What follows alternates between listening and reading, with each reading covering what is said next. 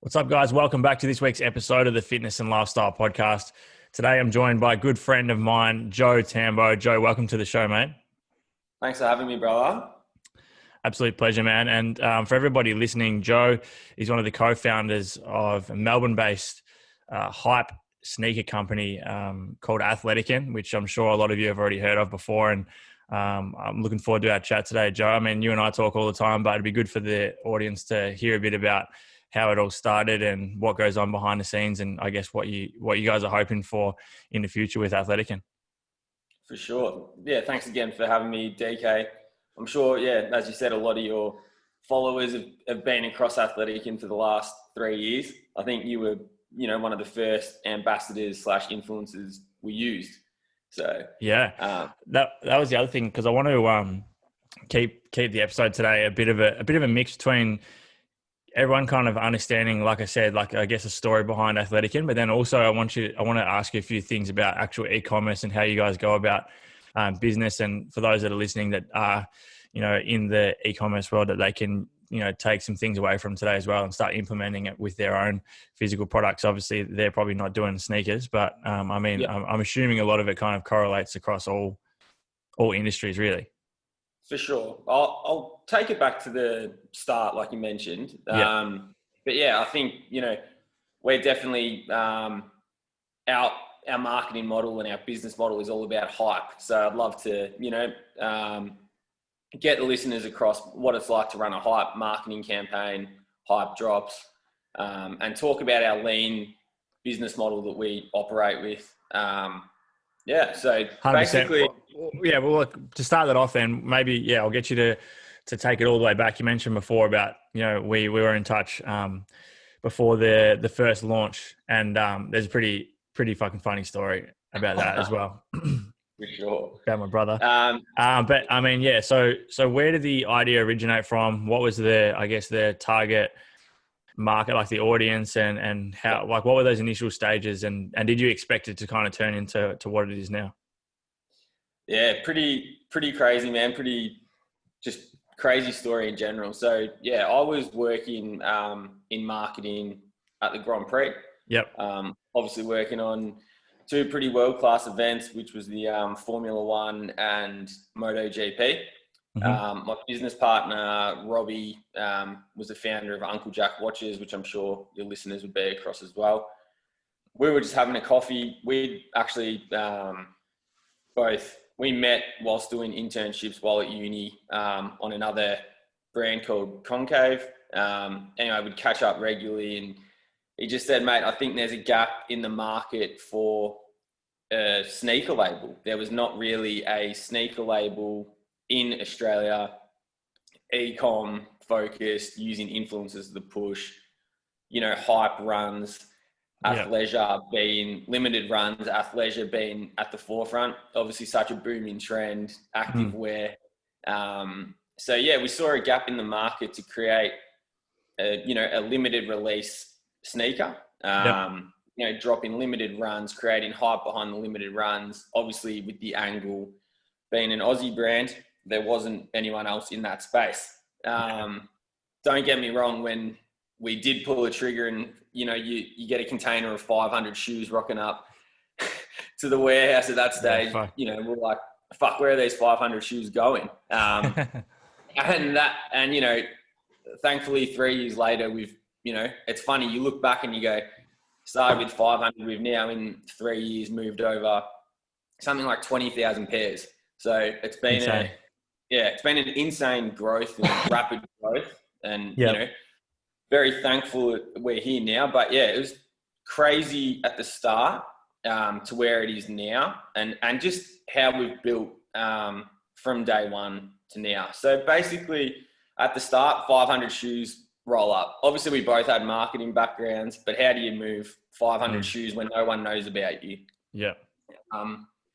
So it was that's something that I think is quite interesting. And, obviously we had a chat the other day. Danielle and I are working on something together at the moment.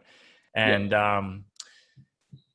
it's the thing that I was kind of so intrigued in is like, you've got all this idea and you've got this product, which you think is really great. Yeah. but currently no one has fucking any idea of who you are, what the product is, or they have no reason to buy it. So how did you guys go about that in terms of getting it in front of people and making sure that people know about the product and want to buy Yeah. it? Yeah, that's right. So, as I touched on, Robbie comes from an econ background, marketing background. So did I. It was then about how do we get this out to the masses? And obviously, like any startup, you want to keep money close to your chest. You've already invested in, setting up the company and the business, like we've touched on. You've invested in stock. In our case, our minimum order was 500. So you've got 500 shoes come in. How do you move them? So we went for, and like I said to you the other day, we got our original waiting list from PR. So we had, The Age, the Herald Sun, Boss Hunting, all those big editorials write about us before we'd even launched. So I sent out a press release to all the media outlets, just outlining who we were. So an Australian sneaker label, there was no one else in that space. Our first drops only got, 500 shoes. We'd already had an existing waiting list that we'd been building for about a year before, just via socials. So 12 months in advance before the first launch. It was probably not 12. Roughly. It was sort of that 3 to 6 where we just started posting like pretty generic socials. There's an Australian sneaker label come in. Okay, cool. Sign up for access. So we sort of had a waiting list already of people. They didn't even know what the shoe looked like, but just intrigued as to what we were doing. Yeah. And then we got the PR, and we had all those huge media outlets write about us, and then we had thousands on the waiting list before we'd even released our first drop, which was insane.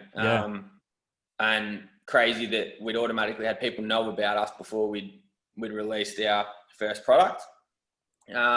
We use that with a mix of influencers. So reaching out to people such as yourself, and fitness influencers, and we used a mix of sports people as well in Australia. Yeah. Obviously in that target market, obviously athleisure, so gym fitness was the key angle. So I think about 10% of our product went out to influencers to start. Obviously with less money being spent on advertising, it was about getting that organic reach using influencers. We use that mix of influencers to really push out the product, as well as that PR that we got, which I cannot stress enough was so important in our first release, having the general public see from mass media who we were, telling our story. And the story was we were that, first Australian sneaker label with limited drops. So a mix of that, and the first release sold out on the night. Unreal. Again, crazy. So that was a huge win, monumental. And then obviously you're going from, not selling one product to selling close to 500 in a night. You then have to use that momentum to build into the second and third and so on. So we got off to a really good start. And then that built momentum into the second release. More people knew about us. I think we got picked up from another editorial who wrote about us going to the second one. Cool. Other influencers post about it. We had people reach out. So it was that organic rise from there, and a good marketing mix, which really held us in good stead for that first release. For those that are going for the limited release drop, like you guys do, or what particularly you were doing at the start, how important is the gap in between the first and second one? So like if you do a big launch and you sell out and there's a lot of hype, how long is too long to wait until the next one to the point where it kind of dies off a bit? And how long did you guys wait? I think for our first one, we had our first release in June. And then our second release, from memory, was in the September. So it was about a 3-month wait. And in that time, we were able to, again, reach out to more influencers, have a bit more money to spend on ads, learn from our mistakes from the first release, and then just, mold it all together and build hype leading into the second release. And then obviously with Athletikan, you guys kind of kept it to the one product and particularly like the one color initially, and then each launch was kind of launching a certain color. Do you reckon Yep. that's important for a new or any e-commerce business, but particularly a new e-commerce business, to try and put out one product and do that exceptionally well first, instead of trying to have like a full range of, say, for example, say if you had like 4 different styles of shoes, do you reckon that becomes a lot harder than once you're trying to promote a bunch of different shit? Yeah, for sure. I think like we spoke about, the beauty of our first campaign and basically every campaign we've done since, I think we're probably closing in on 50 different launches now. And every time, bar one, we've only released one shoe at a time. Much easier on your socials to have a story. So, for example, we're releasing the fluoro blue kicks, which are next to you on Monday. It'll be tonight for those who are listening. Tonight, when it comes out today, it'll be tonight, or it'll be fucking ages ago if you're listening to this way after. That's right. So, so we've got basically a campaign sweet spot for us is anywhere from sort of 7 to 14 days. We find that anything longer than 14 days, it loses its just hype. So you post that first image, you don't want to be posting 20 of the same image before it launches, because people have seen it too many times. They almost lose interest. Yeah. So we've found that over time, and what our analytics tell us is that sort of 7 to 14 day limit is a good one. So it's hey, here's our brand new release. You'll also go out to your database via email or via socials. And then it's basically just driving signups. With the blue ones, or our limited edition releases, we might be dropping 300. All of a sudden, you've got a waiting list of 1,000. So you're creating that hype. There's only, 300 pairs available. You've got 1,000 on the waiting list. You're going to have to be quick. You hit them up via email, socials, SMS, influencers. It's so in your face that if they've got any interest in the product, they're getting hit up that many times. And you're really pushing that sale. That kind of correlates, I reckon, a lot, not even just with products too. Like I try and do the same with my content, such as this podcast and, daily emails and Instagram, try and get across in front of people that often, that when it comes to the time when they need to make a decision about what, for you guys, they want a shoe, you have to be the first person they think of, because they've seen your shit so many times. Yeah. And I think like we said, and I sort of went on a bit of a different path there, but like we just said, if you're doing that with one product, it's so much easier to get in their face, especially when you're releasing, want to really sell through a lot of product in a quick amount of time, to just have the one product in their face over a 7 to 14 day period. Like we said before, if you're releasing 15 different products, let's say, yes, you might be releasing a collection, but it's a lot harder to have in that short amount of time all those products in your face at one time. So we've found it, we sometimes do, or usually do, 2 releases a month. And that's a real sweet spot for us. 2 a month. So you were saying before about how you look at about 7 to 14 day hype for a launch or a release. So basically, if it's obviously like assuming like a 4-week month, so you're pretty much finishing one launch and then starting the next launch almost instantly. The next hype for the next launch instantly. Yeah, that's right. So it's a pretty crazy. Every month's pretty crazy because you're so full on in terms of hype campaigns into launch, getting ads set up, having your influencer list ready, who you're going to hit up, who you want to promote the product. There's a lot that goes into those marketing campaigns. And we're mapped out now, 12 to 18 months in advance of what's getting released, because you have to constantly be ahead. Because otherwise you're doing things ad hoc, and being ad hoc can turn into mistakes, and you lose a lot of control. That's right. And like any small biz, and startup especially, you're privy to making mistakes. So you just want to eliminate as many mistakes as possible. Yeah.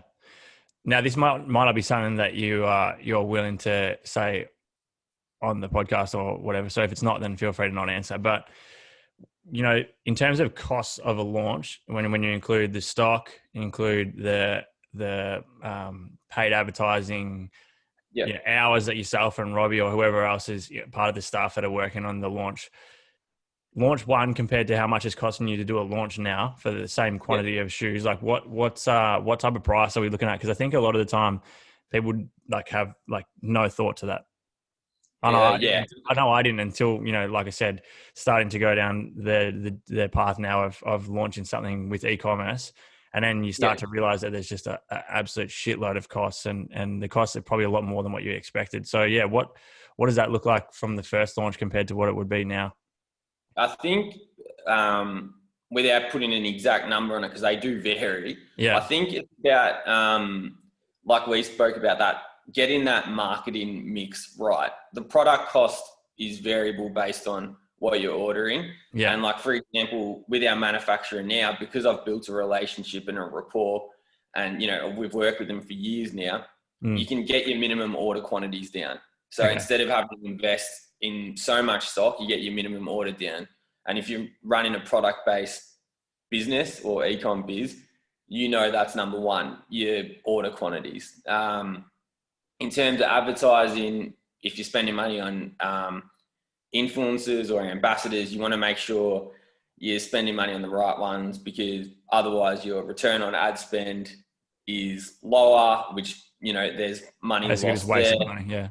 That's right. So there's all these things. And the biggest mistake you can make is not learning from a previous mistake. So, if you've made a mistake and you've lost money, take that in, because it's a lesson, and learn from that for the next one, so you don't make that mistake again. Yeah. So after every campaign, because we are such a campaign-based biz, sorry, mate, it's ringing. It's the media calling up. Sure exactly. You don't make that mistake again. Yeah, okay. Well, you mentioned mistakes just then. So is there any big, I know there's probably been a few, but is there any kind of big mistakes or big, I'm not going to say failures, but kind of challenges that you guys have had since starting, that you have been able to learn from, that probably in hindsight you wish you had have done something a little differently earlier on? Yeah, for sure. I think, return on ad spend is a massive one. You should look back at every campaign or everything you've launched and go, okay, where have we spent money here? Where could have we saved money? Where could have we spent more money, which would have generated more sales? There's the stuff of at the start, especially at the startup stage, which we spoke about just the other day. You go, oh, should I spend that more money here to have this registered or that protected, or do I invest that a little bit more here or there? Which, in terms of trademarks and stuff. Trademarks and stuff, we talked about it the other way. We've had a bit of, you might get some legal letters or something, and you scratch your head, and you wish you did things at the start. So I think it's just you learn as you go. But I must stress with us, it's just been a matter of learning from a mistake and just not making it again. Because in any small biz, you're going to make mistakes and you're going to learn from it. And I think it's just a matter of just not making that mistake again, because it can shoot you in the foot. Yeah. In terms of Athletikan, have you guys had outside investors come in? We've had no, we've been all self-funded. Yeah. And is that something for someone? Is that when you guys first looked at it, was that a discussion? And is that what's your advice in that regard?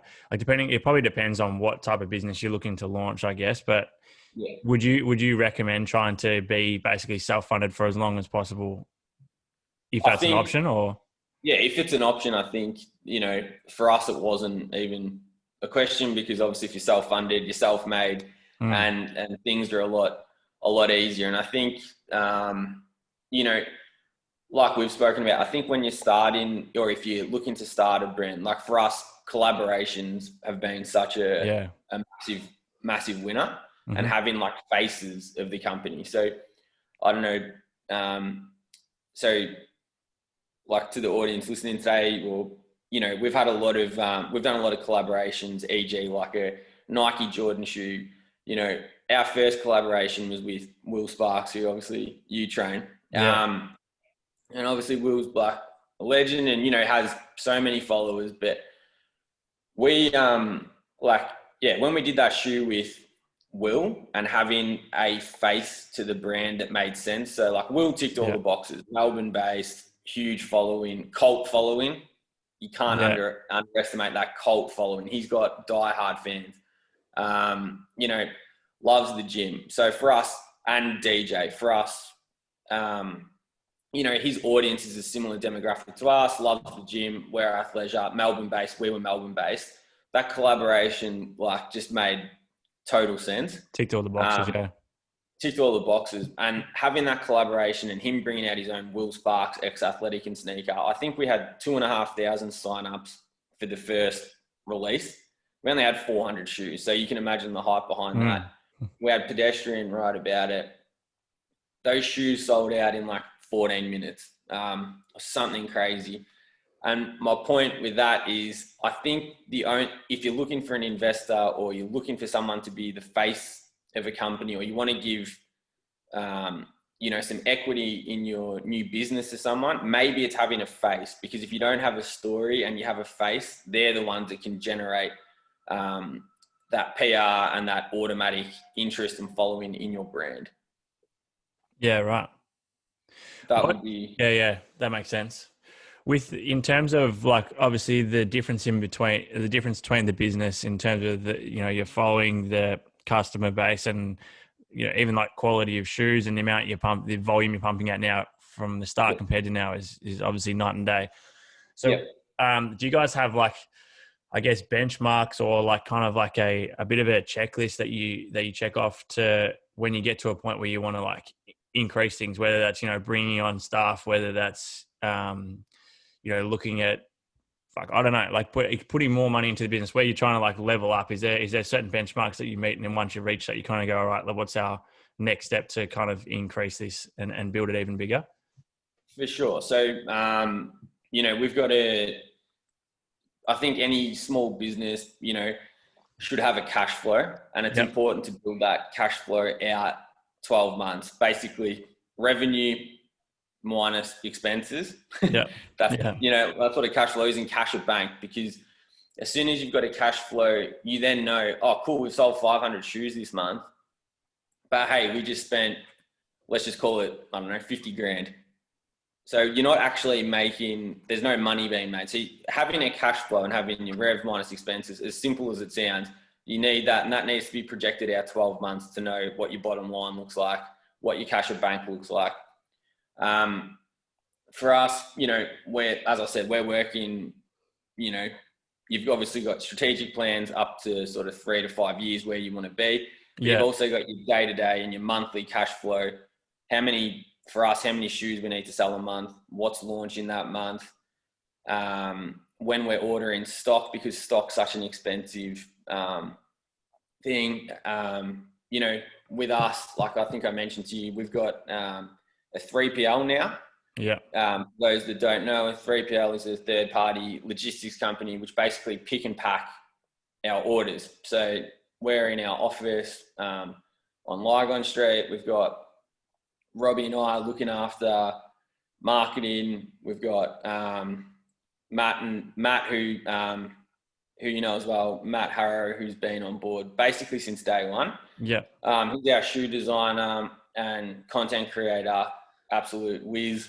We got Ryan on board, who's our graphic designer, and I also work with a business coach weekly, David Taubman, best in the biz in Melbourne, I reckon, because I catch up with him weekly, and it's so good to have that outside voice who really helps with strategy and cash flow and really pushes you and holds yourself accountable. And I highly recommend, if you are in a startup or have your own business, having that outside voice that's not in the business, because they look at things through a different lens. And he's really helped me as well.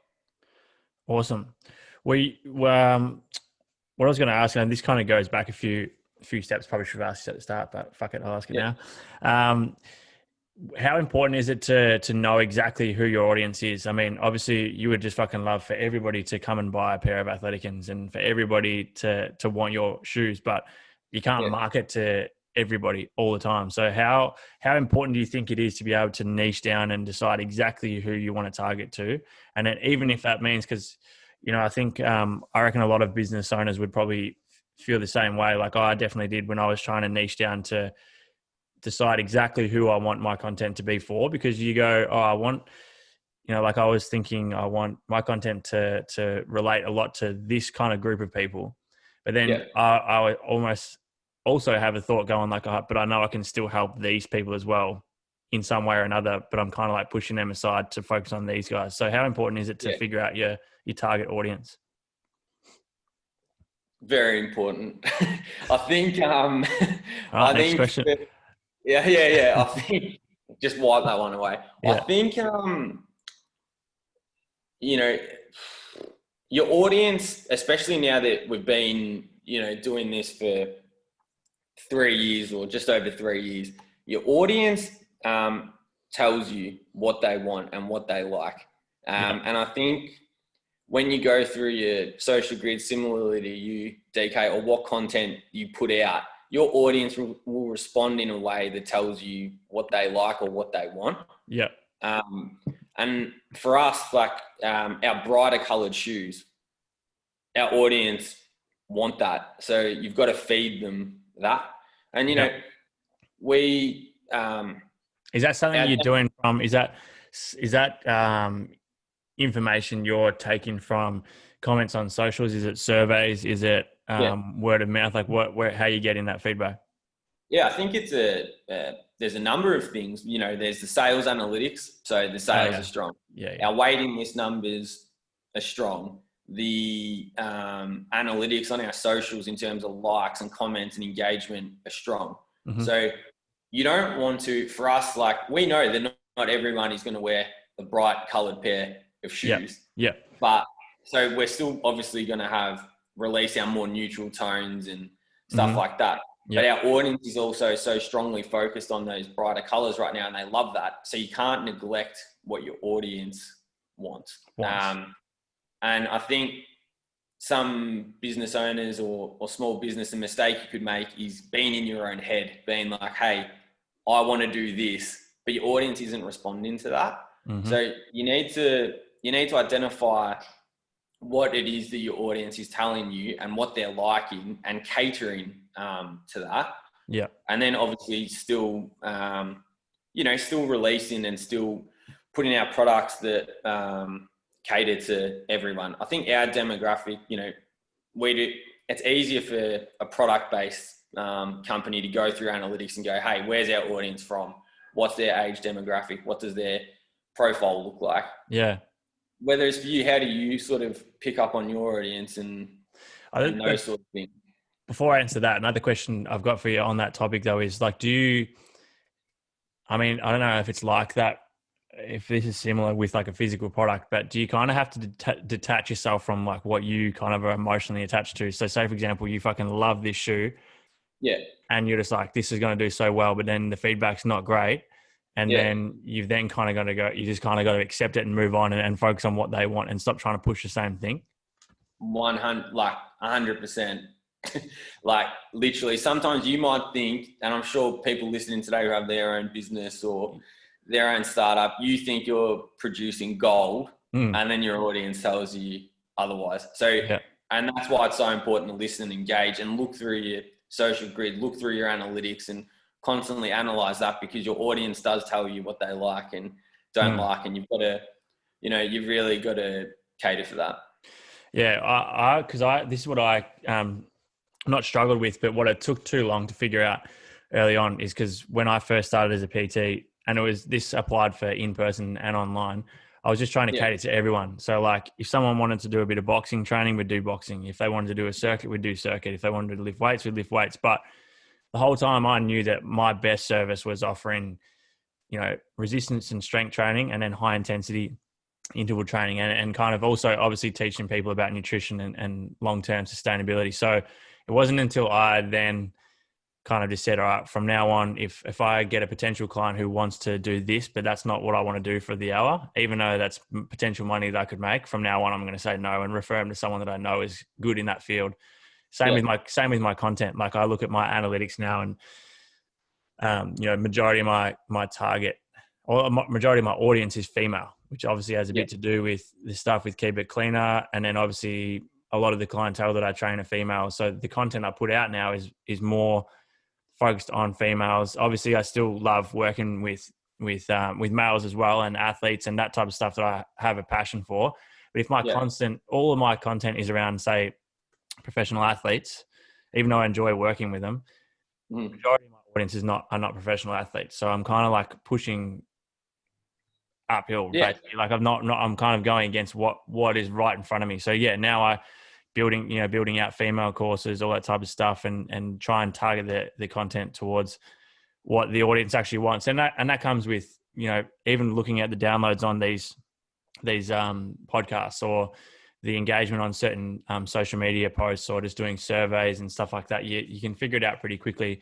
But I reckon initially that was my problem, is I saw that I could potentially help a group of people over here, or a few groups of people over here. But even though I knew over here was like the main area that I wanted to focus on. So you kind of got to let go of that and then put all your eggs into that basket.